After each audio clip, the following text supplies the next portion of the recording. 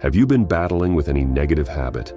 You've been trying several times to stop, but just when you think you've made a decision, you find yourself falling back into your addiction again and again. Very disheartening.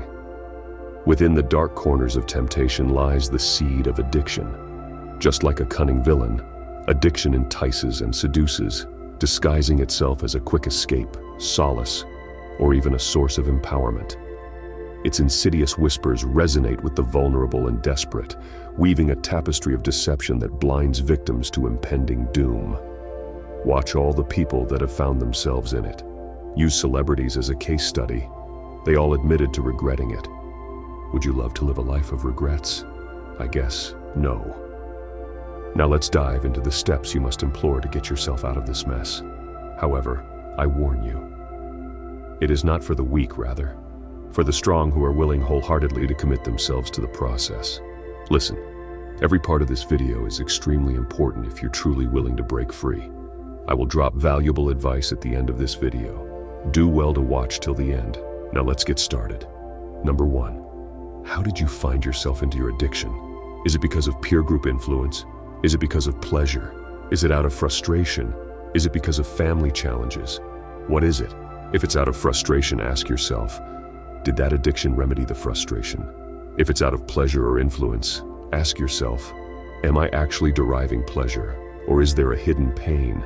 Am I doing this because others are doing it too? Get your paper and pen and start getting things down. If you follow this process, you will be solving the problem from the root.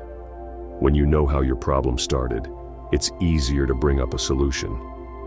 Number 2, why have you continued with your addiction? If you can answer this question correctly and get the answer down, then you're very close to your remedy for addiction. This is because you now have the problem on your hands and partly the solution. Is it because of pleasure, relief, sudden boost in strength and morale? Many people continue with their addiction because of the good feelings they derive while partaking in their addiction. Then when they come back to their senses after the indulgence, you'll hear stuff like, I've fallen back to this again. When will I stop this? What a pity. Now you feel drained, weak, and a sense of pity and regrets. What is the essence of partaking in a pleasure that will jeopardize your happiness? Listen, anything that steals your happiness is not worth practicing. Addiction, the master manipulator, reveals its true nature once it has sunk its teeth into the depths of the soul.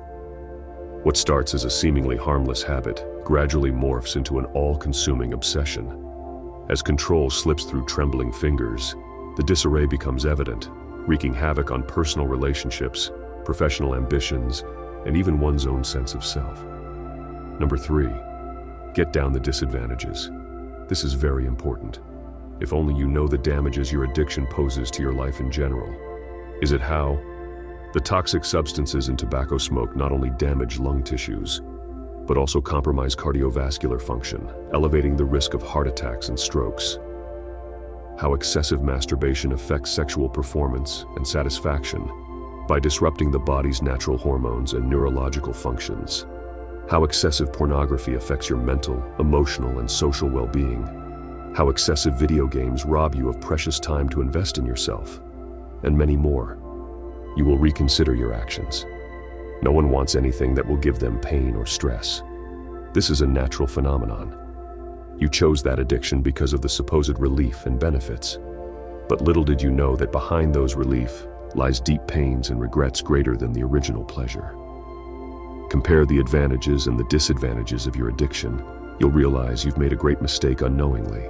Number 4, hate your addictions. Hate is a very strong emotion against anything.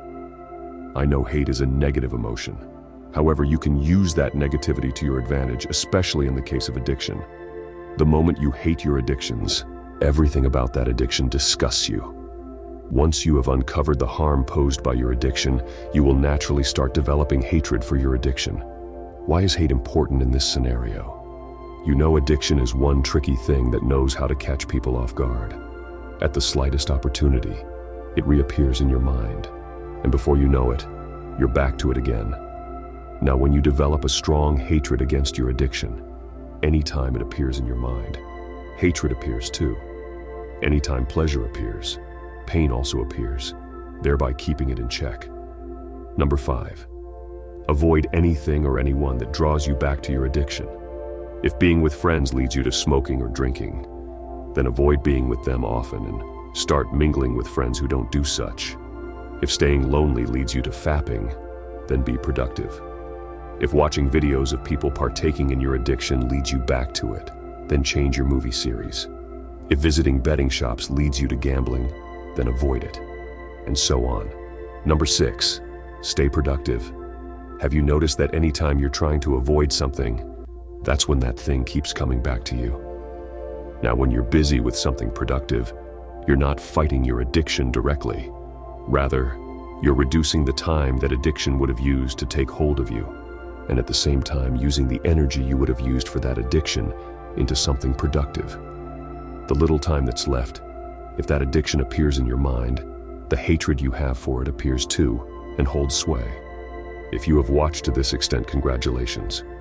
You're really serious to break free. Now listen to this advice. Don't think you can stop addiction by the blink of an eye. Remember, the first time you entered into any addiction, you weren't as notorious as you are now. You were just moving in step by step till you were fully drowned. That same way, you're going to move out step by step. If your addiction is what you practice every day, for instance, 30 times in 30 days, determine today to reduce it to 15 times in 30 days. That's once every 2 days. You will notice that before the year runs out, your body must have adapted to 15 times monthly. But I'm warning you, don't double your addiction to make up for the day you skipped. This might be very detrimental to your recovery. Next, reduce to 7 times in a month. This time, any month you achieved your task, celebrate it with something you like. And any time you failed to achieve this task, punish yourself by depriving yourself something you really love or like. This will make you hate the addiction even more, thereby quickening the process. With time, you will notice that it's now taking you longer to fall back to your addiction. For instance, once in 3 months or even 3 times a year. If you continue this way, a time will reach when your addiction is no longer part and parcel of you. I believe you gained something watching this video. Do well to show some love by clicking on the subscribe and like button to help us produce more videos like this for you. You can also help a friend benefit from what you've just benefited by sharing this video with them. Remember, we rise by lifting others. I will see you in the next video. Till then, goodbye.